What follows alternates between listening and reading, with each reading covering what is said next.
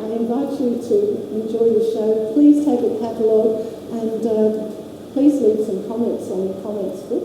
Thank you. Enjoy the show.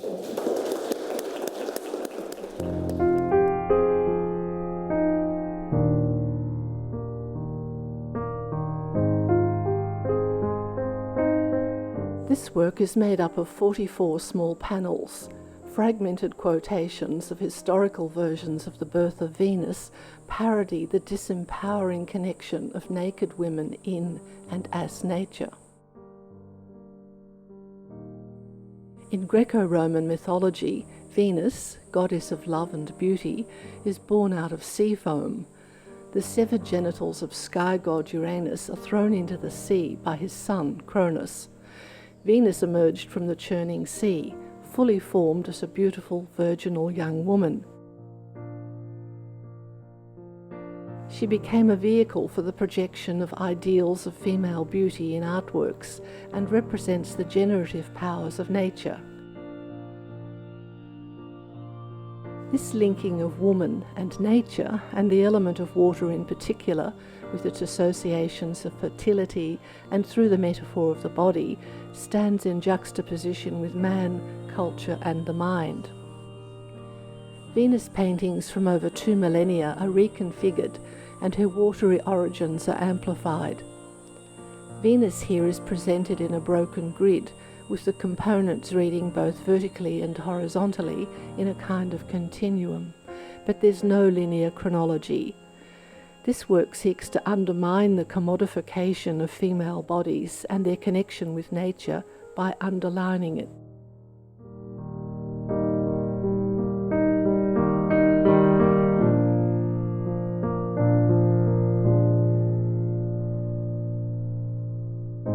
The Furies were born, along with the 3 Graces, from the same event that led to the birth of Venus. The Furies were born from drops of blood from the castration of Uranus. They are deities of vengeance and retribution who torment those who commit serious crimes until they show remorse.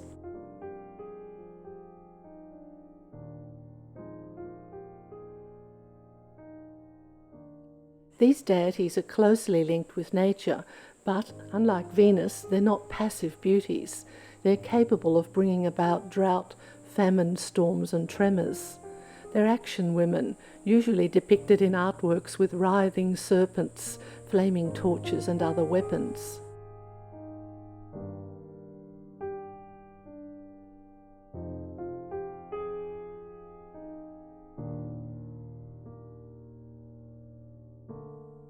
In these works, body parts of street fighting characters from electronic game worlds are collaged together with parts from neoclassical paintings of the Furies.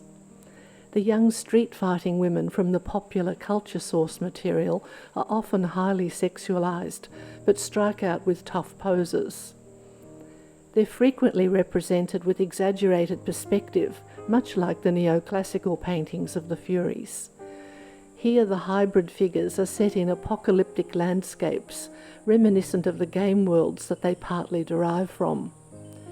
They juxtapose the historical and contemporary, high art and popular culture, the divine and the human, bringing the Furies into a contemporary context.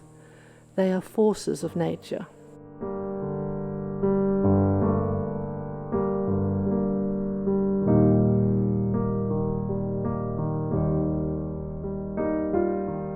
Clothing, especially female clothing and bodily adornments, speaks strongly of the construction of female identity.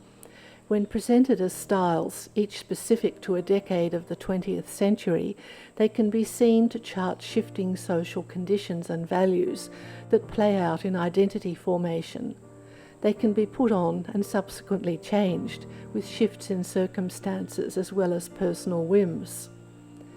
In dress-ups, bundles of calico dresses are slung in swathes.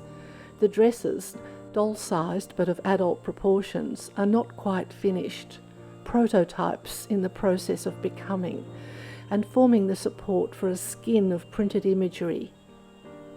The imagery consists of collaged, painted flesh, and the fleshy bits derive from paintings of naked women by male artists from a large span of Western history.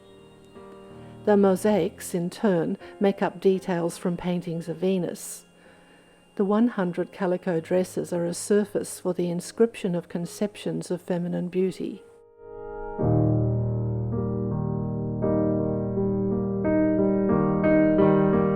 Accoutrements, like dress-ups and lean-in, destroy the joint like a girl, uses materials and techniques which connect with the femage traditions initiated by second-wave feminist artists and which are still used to convey activist ideas. Meaning is embodied in materials. The shoes and bags, made from delicate fabric, are printed with a mosaic of fleshy sections from paintings of idealized women. Femage here links with notions of fetishization and the historical commodification of women's bodies and body parts.